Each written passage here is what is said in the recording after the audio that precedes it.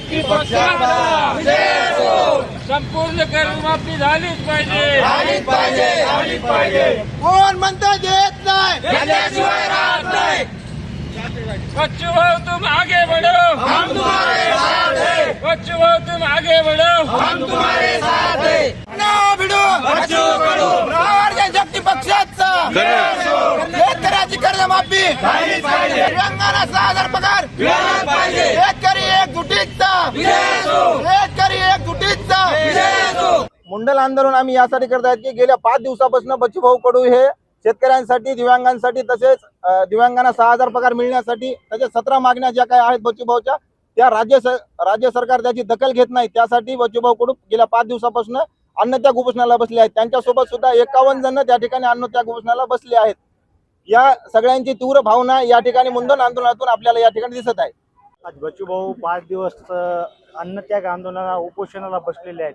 त्याच्या निषेधात आज परभणीमध्ये मुंडन आंदोलन ठेवलेलं आहे। ते आमच्या जिल्ह्याचे जिल्हा प्रमुख शिवलिंग भाऊ बोधने पण त्याच्या सोबत आहेत।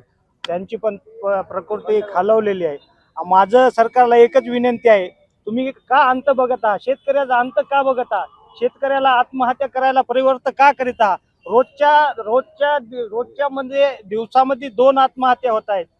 मग आमचं म्हणणं आहे बा शेतकऱ्यांना आत्महत्या करावं का? ज्यावेळेस तुम्हाला मतदान पाहिजे होतं त्यावेळेस शेतकऱ्याला तुम्ही भूलतापा दिल्या की तुम्हाला कर्जमाफी करू। अहो तुम्हाला कोण सांगलं होतं कर्जमाफी करायला? तुम्ही एक तर म्हणता कर्जमाफी करतो आणि तुम्हाला तर कर्जमाफी देत नाही। हे असं झालं की तुम्ही आम्हाला जेवायला सांगायला आणि उपाशी मारायला। मग शेतकऱ्यानं करायचं काय? एक तर दिव्यांगाला 1,500 रुपये महिना, दिव्यांगानं करायचं काय? अहो ज्याच्या घरी दिव्यांग जन्मलाय, अहो मुख्यमंत्र्याच्या घरी एखादा दिव्यांग जन्मला असला तर त्याला समजतं असतं की त्या दिव्यांगाला कसं सांभाळलं असतं। तर बच्चूभाऊचं एकच म्हणणं असतं, दिव्यांगानं 1,500 मध्ये त्यांचा संसार कसा जगवायचा, त्याचं घरबार कसं जगवायचं, त्याच्याकरता दिव्यांगाला 6,000 रुपये पेन्शन देण्यात यावं आणि शेतकऱ्याची कर्जमाफी संपूर्ण करण्यात यावी हे आश्वासन मुख्यमंत्र्यांनी दिलेलं आहे। कोण्या काय आयऱ्या माणसाने दिलेलं नाही की कर्जमाफी करतो म्हणून। अहो त्याला कोण सांगलं होतं आश्वासन द्या म्हणून? तुम्हाला लोकांचे जर मतदान पाहिजे असलं तर तुम्ही आश्वासन घेतलं, पण आता आज तुम्ही खुर्चीवर बसलेले आहात, तुम्ही कर्जमाफी करा किंवा खुर्ची खाली करा। एकच म्हणणं आलंय, खुर्ची खाली करा ना तुम्ही। तुमच्या ज्यानं होत नसलं तर काला बोलायचं मीडिया समोर की मी कर्जमाफी करतो म्हणून? माझं म्हणणं एकच येतंय की तुम्ही कर्जमाफी करा।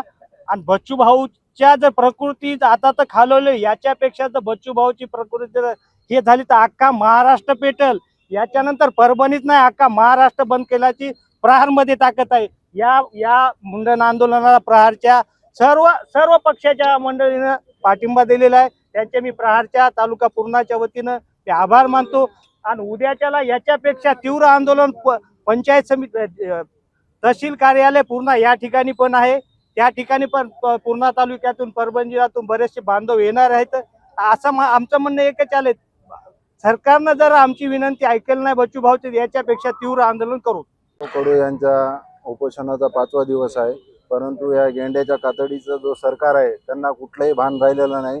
बच्चूभाऊ कडू हे आपल्याला बंगला, गाडी, पैसा मिळावा म्हणून नाही, तर भारत हा कृषी प्रधान देश आहे।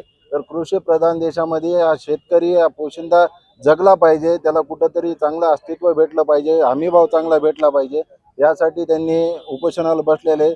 आम्ही प्रहार जनशक्ती पक्षाचे कार्यकर्ते नाहीत, परंतु कुठलं तरी शेतकरी कुटुंबातले आहोत आणि आम्हाला शेतकऱ्यांची जाणीव आहे। त्या जाणीवेसाठी आम्ही प्रहार जनशक्ती पक्षाच्या मुंडन आंदोलनाला पाठिंबा देण्यासाठी सर्व मित्रपरिवार व सर्व पक्ष संघटना सर्व एकत्र येऊन या सरकारचा निषेध करण्यासाठी आम्ही इथं त्यांना पाठिंबा देण्यासाठी आलो आहोत। माननीय बच्चूभाऊ कडू यांच्या उपोषणाला 5वा दिवस आहे। 5 दिवस झाले या गेंड्याच्या कातडीच्या सरकारला आणखीन जाणीव झालेली नाही।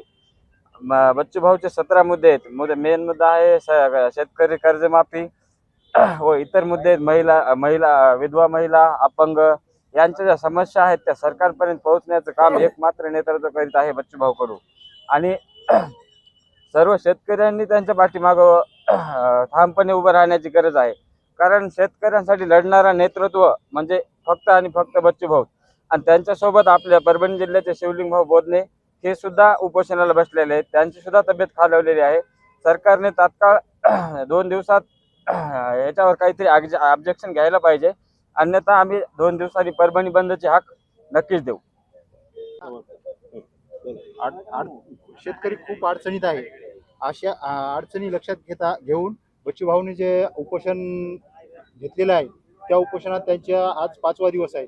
त्यांची तब्येत खूप खालावलेली आहे. तरी शासनाला विनंती आहे की त्यांनी लवकरात लवकर बच्चूभाऊच्या तब्येतीकडे लक्ष करून शेतकऱ्याच्या अडचणी पाहून लवकरात लवकर निर्णय घ्यावा व त्यांच्या अटी मान्य करावा अशी आमची विनंती आहे.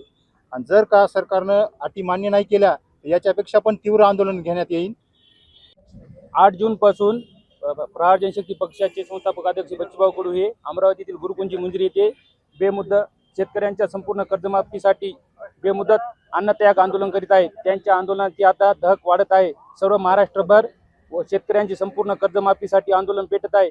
तरी पण या तिघाडी सरकार देवेंद्र फडणवीस साहेब असतील मुख्यमंत्री, उपमुख्यमंत्री अजित पवार, एकनाथ शिंदे कृषी मंत्री साहेबांनी सर्वांनी एक निर्णय घेऊन संपूर्ण शेतकऱ्यांची कर्जमाफी करावी हीच आमची सर्वांची मागणी आहे. आणि त्यासोबतच 17 ज्या मागण्या बच्चूभाऊंनी दिल्या आहेत त्या पण मागण्या सरकारने मान्य करावे